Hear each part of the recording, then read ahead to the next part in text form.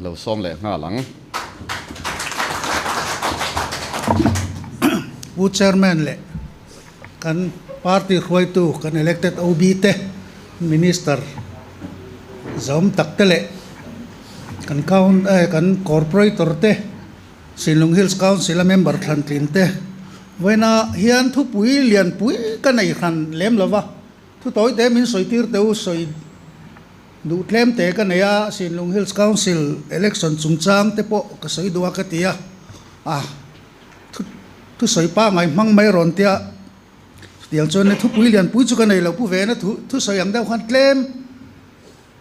han bel ve da ka du Silung Hills Council ki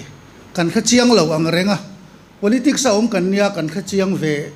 turnin ka khia kan kha chiang lo mang reng tla ta campaign lai khan Silung Hills Development Council titluan par po headquarter khoi tu athen omani Development Council kha pai ani to development ti kha pai ania suti lai man pu ve na soyang khan Silung Hills Development Council hi sanga sa ko som ko palia din tran ania member ruat lavin chuan sanga sa ko som ko paru ka train interim term an ruat ta thina sina soyang khan chairman hoven an oma member zong zong kha ruat vek ni khan du khop lova anin thak ton se ka tira puro sia mania dota puming chung nunga pu mal so madar ngon ya khamia kwala ringot khan midang om lo hian kum ni lek lek hen an ruat deuh renga ti chuan ACPCD an ron vung chho bok nen sarkar khan in rem pui mai than tia sang khat zakwa som sang ni som pani chhovela khan ACPCD le Mizoram sarkar in biang na po ke po HPCI on delegate chat po kan lo thu to kan puitlin trepa kan puitlin le theilawa ti chuan asama khwan chineu neu hian tama sam khun liana han soitail asama khwan asam mi pum pui kho sang ni som ni pakhat a hian covid awangin census om theilawa kan kheveka chuan asam population khu noi sa thum som nga vel anni chunga chuan anni khu chun pui khopa bodo an oma bodo khu noi som ruk vel annia anin zar phar viawa missing ho antia missing ho engzar nge moni le kan katia kan zir lai khoi tun le an tam fak lo anni hi chu antia engzar nge katia lo man zat vel om ka noi som thum vel aniang an ti maya tam lo an ti po khan ni so noi som thum vel aniang an ti ani le deuri ho hi engzar vel nge niang anni pe son claim lu tuk Travelux vel an niang an ti le mai ni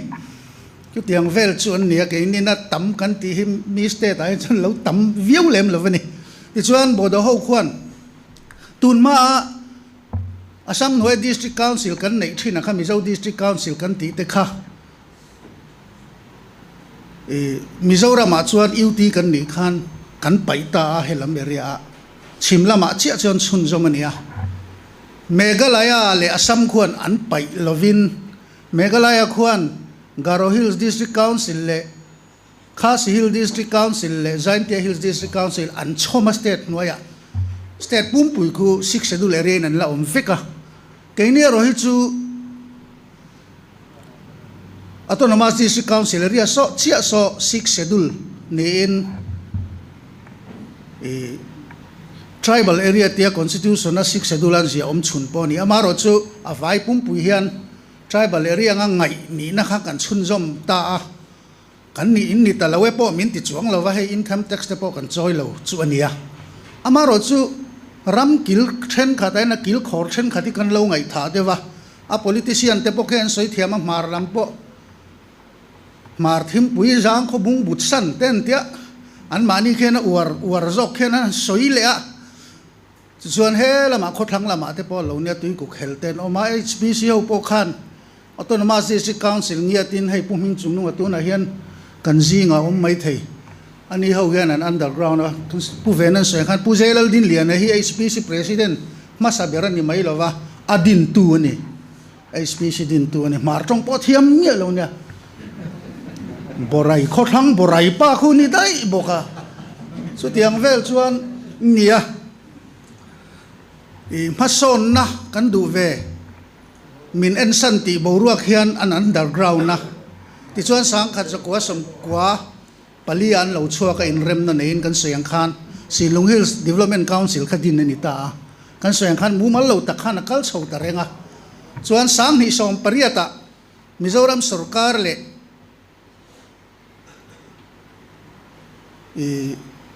HPCD ta in rem na nein HPCD ten anral thuam ron tungin Silung Hills Council hi lo piang ta development kan paya ni sin asam kan soizok na po asam ho kwan mana an district council nei thin North Kachar Hills le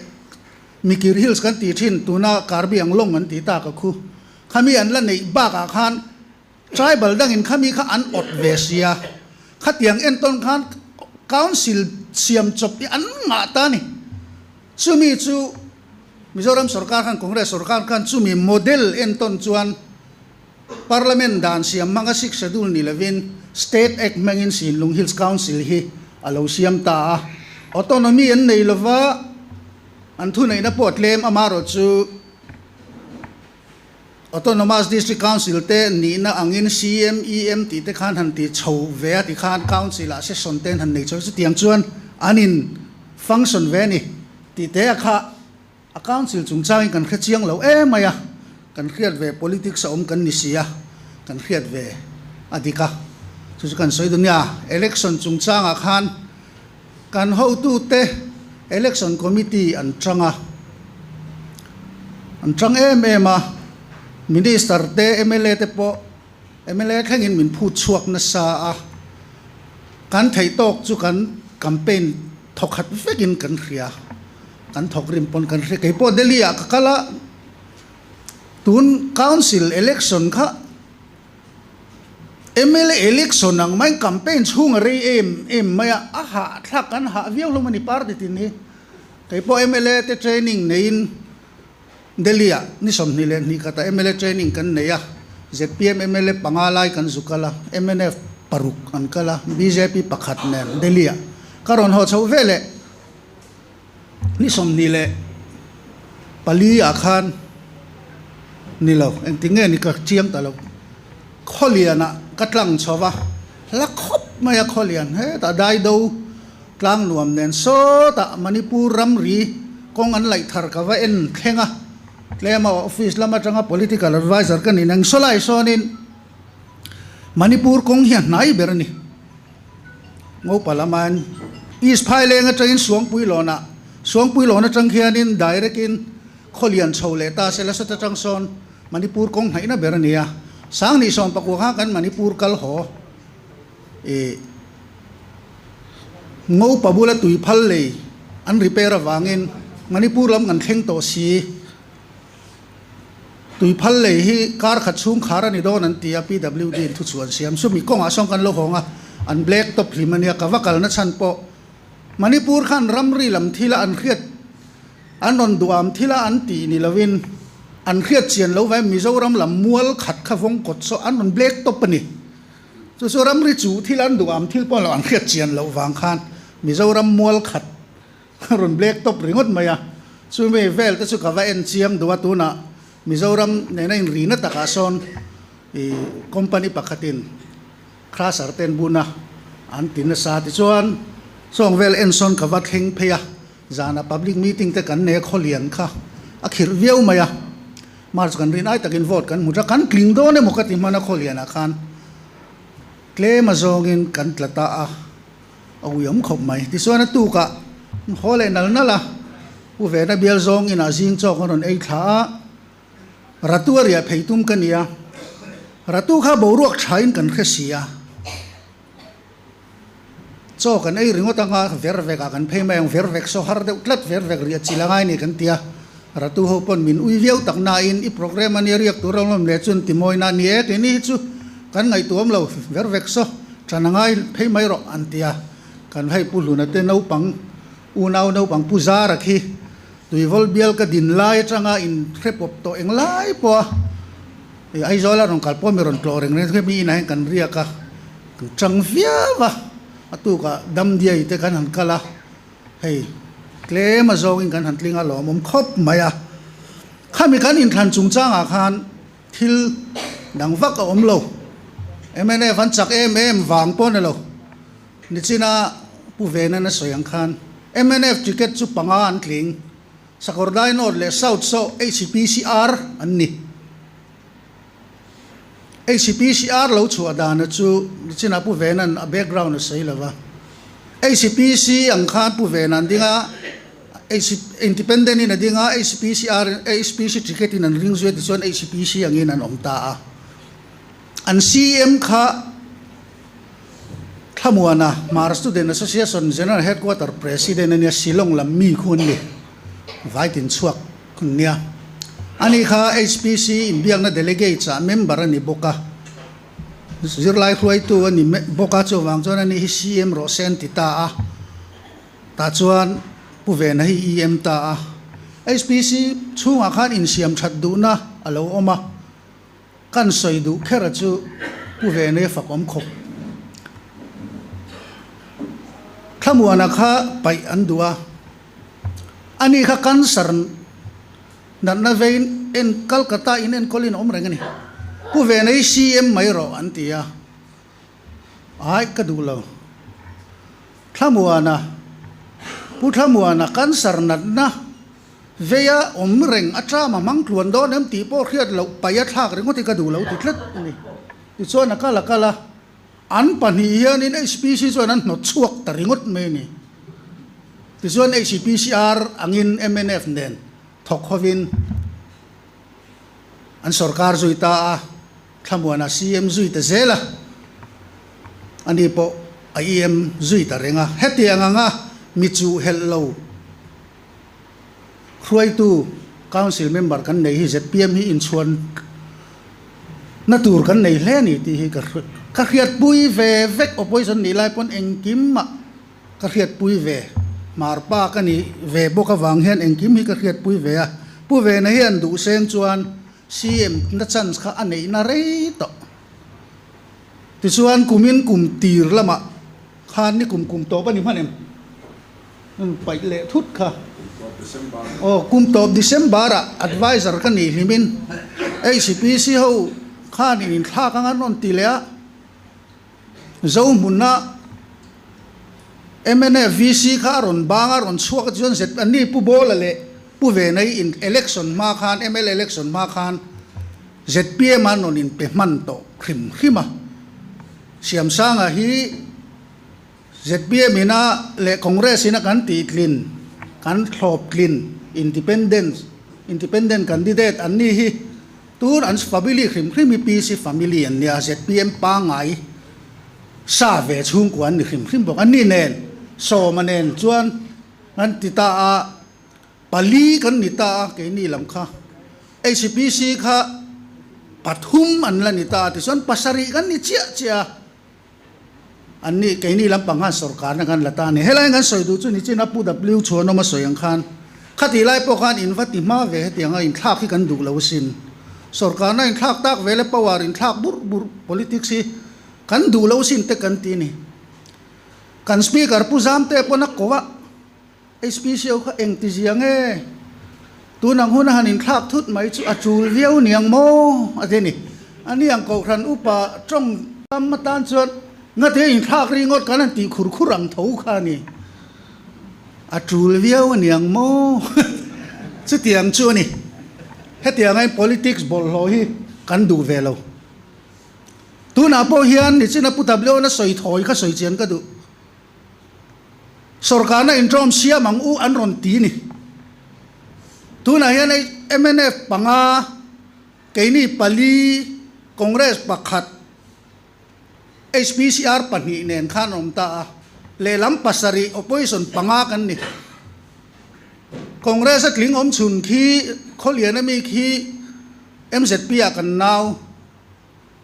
englai po in close kan nia mania ka han campaign po milo vau deu hian nga ka ding ti khere nga helai rong kal tia ni lo vau na sa ni thang kina ni ta thowa khi chu kan lam chang siam thei sa ni maya siam duila an nia son po chua tu ran om meron phone na ke ma po political advisor kan ia wangi sarkar siam na ka kuta deu turan ngai nge ni pumuan pui min wangai ven lo ve ron ti ni chu tinana na chu katia anin lua ka va kalchil ka va som lem lo indu ni chuan ZPM maron lut mai ula chu tiang ani ro te suan te po ka tian ni khan an tum lem lova sarkar in trom siam an tum ani chu kan du lo ani hei hi kan party po hian kan soidar tam ve nga hetiang thil chop hi kan du lo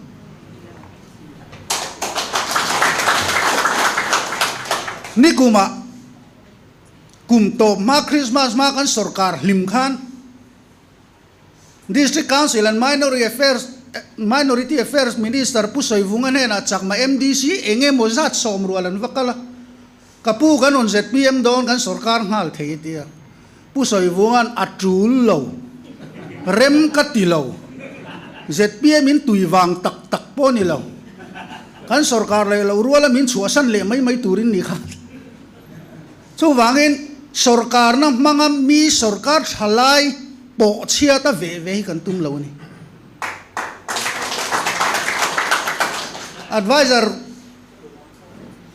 advisor appointment kan mulim daw loka LADC hovin sumin dailaw na siya man mudona abiel to MLA advisor ni Bokpulo Reynan kalpuy do na lokoro lotel vero tia katela so ta chuan siya min chiang daw inasay hey party dang sarkarin niya intlarung mi su thai ang kan thok howang sarkar tunman lo tianga ai zola changas party dang sarkar phe thlu ka mani party sarkar siak tuma ve kan ti ve don lo cheunia thatakin kan thok howang atia an summa model po ape mai ni chu ZPM kal phungani ti ria ta tha mi pui than lal mi pui than clean party ticket nei om khem hi ZPM chong kan tum lem lo kan khem lo mai ni lawin chu min wanga isak lo ve an ti khop in ani chu an klingalom sarkar mai chu kan ti maya min wanga even lo ve ron ti ta ka chuan in rin ni jana kan kalvalenga eng wak kan soi thu pui lem lo wa indun son ron ZPM ula ni maya katia a ZPM lem khan tum boxi lo wa de kha kan in thachen le ringot ani maro chu kan thian zau ti kara in hlotling do nem si Long Hills Council chu min ti tamaya kan them ang hian lang tatlatin ka khia chu ka soi fia do ni kan them der si lo ti la ya hi ka soi do ni chu kan thian te then khata miron phone nimin lama zema bok lama pula leng moi IAS fapat thotan tlai thi kha avuina kal theilawa kan u tak kan en venia ka vakala solama kalta chu khang ve kha ka va play mon ti ni turania tlaya lalrin nu helaya ZNP kan ni lai tanga kan secretary lun thalai po ka GS lun manilo ka kan sarathi kha he ZNP tun ma thian zo ho lui dau ain kom ngai zol khan MNF lama tel to te nen vek rana kan ne cho te kan he patso ya ho hian puwal sen kan om le din ya zembo ka vakal sok khan khalam play ya khan min nga ya in hlotling MT ka phone pani pathum ka dong maya kha kan play lo ni ti ka soi chian du wang ani chu hey si Long Hills Council chung chang kan ti pu ve na khan an chan chin soi nol ta siam sang a hi kan soi non le du chu MA nia politics awang in the future ti sevek ni MCS le MPS combine exam te po atem ve tal mile khathiam mi bright nia kanan venga kan oma ani lawar kanan han non oma heng tang in mel khia tha le khathiam mi veng vatak ni pulu na hi pu venan sayang khan ma na tanga pu du ma zui ngar atling do na mon len ti pon atling mang kan tia hay atling ta renga ale lama khin tlak hi kling seng chuan MNF CM turani puchan te block president ania CM an tin ngar la ya khan nia kan ne da nei ro pu veu ni pu bol hi soita ang han ram noya SPCD lama lo om thin sang ni song pakwa independent atling nal tuna po khan party eng lawa khanin bial tina hemi thazok ti lai reng laya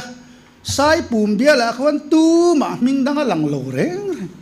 pu bo la kha afel nal ringot me ni chu tianga mitchak mi pom tlan undisputed ni ti lai kha kan soinon vele du ni pu ve ne chu soinon va ka ngai lo MZP president kan ni lai changa in zui to cultural secretary ni po kha ke ma noi ania kha tianga in kopreng mai hi kan nia ani hi akho sakte lo thadewa hotel nei te nia mar zong hi ani na an ban moti tur khan a hotel a thleng man petalo ho mai te a MLA ai po hian ei na an thleng an tam thin chu tianga buai pui chu ni van china soi khan na tho thata tlin tu ne chan tling mai tur kha ani sa reng ni kha Silung Hills Council chung chang chu ni sa tun lai di India ram chanchin bula minan buai pui hi tuna po interviews CMOS din TV liana tel ondona kan inte soidan tur te po miron ron venual kan han soya US a khan zona thak in pum khatna Burma ani mo Bangladesh ani mo Manipur en mo zona thak zong unified in Indian noya kan om photanga abak hi chu pathiani ala re langati kha meitei hovin independence atum antian soi talui luya TV debate te lo thlingta heta hian chi aina turom lo athu soi zong hi Ministry of External Affairs in an mu pui veka athu soi lai pon an oma central sarkar hian angai holo independence lam nilawin India expansion zo kan ya soi ni ti hi akina bo kan khetlan tunma zoro in puthena hun laya Chin Hills kha libreta in Mizorama antuma uniform ten ha an siamai zol kong an zo tor ang tho kha tu na kan siam soi hi ni party dang zong ne na poin lom thu ka soi du ani lo zong in tu man kan siam tu soi hi state danga ni lo zong an soin min las an la soi ve mi lo mi zo kan tran rual zia hi lang nationalism a chan pu hola pon du congress pon MNF pon zo na thak in som khom na OMA NGO zong MZP pon kan ti ve ka hi azu soi ni mai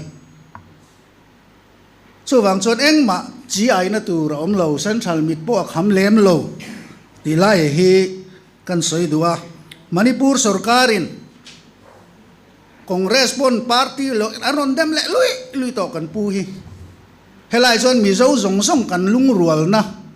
zo na thak in sui khom na hi ani chuan India noi chief minister nilai ani wangin Indian noya kan in sui khom photang ati ni ani maya rem na ni MZP nan lom na LPS arena po khan asoi dai to tu na soi ang hi chu wang chon chi ai na tu rom lo ti kha ka soi du ani tin khi tui vai le kan sarkar atangin party dangin kwa saria tui lian in alen to alen tha ale anol to voi khat ma sarkar manel do lo kan sarkar ti re kan han do a khian zo tre pa campaign lai nga ka han ka zutlo zoka hela matang nor ka yan tum kha lei ban lui to kwa saria mi dai to chu enge mo lo mi nge plaster te lo khok deu ne nga nor chet khan vai ho khan an ngam talova a lei do chin khi chu a thir a lei lon thir bung ro supply le a do khi vai company ku ta omanian contract ne chu mizo engineer ho enan ena a hlo om lo test na si khang an test a hlo om lo an ti pon vai ho khan an hlau deuh tlat sia tiran tum ma sak da nangin Manipur lama tanga phur bung ro phur phe ron do ka yan tu ma khian do zo trip ani do zo chuan Manipur tan ZPM sarkar hian mal som na sa takkan khen don anon chuang choka nga vervek atangin sakordai lama liamin mau chara tui riala sai phaya silchar andor theina hi baga andor theina hi aizol kallovin KM zanin anai don ani antan mal som na ro pui tak kan khen sak don amara choi hi he manga ka soidu chu khilama pot kan media khan YouTube pa chiang takai ron ti lan tur chu khi mi ko nga khian Manipur chunga khoi pol ma in chia la to su se ti he mi mangyang ka cha du tin alo la sa an omani pon tu ala sa pon he mi hon hui chuan chia la lai me kan omani pon e ban san te se mi puitan ani khitilaya chia lo la luian omani chuan Mizoram sarkar ne kan relation a thalua don lo ti hi lo khresa ro se kalome alom ome pumuan puya hei darkar ni vel kan in khom ka ringa kan program in cher chuan da na tang chuan darkar khat le achan ve a kan lamang lowa a kan hun mang zong tu zong te a in du to in soi hlomang chumo o alom hle mai darkar khat le chan ve chunga kan khung fel thei don ti chuan kan soi le du chu refreshment kha kan chu in khom zo a hian kan chang vek don nia ti kha kan soi le du a tin hei atira ka soyang khan keini ang duang tilaya kan han ding ve a kan ho tu te bula kan thut ve a kat leilo ka zam ani ma sai haya top an nai meu chuan khur te po re ve ta devin ka ria a top dona meu chuan hetiang chanvo min han pe ve ka phulo chunga min han pe ve hi kalom hle ani kan ho tu te chunga lom thu kan soi ani ti chuan kan dinganga lal tong trai na in kan tong trai anga ti chuan kan hun kan ti top don nia i lo ding ang u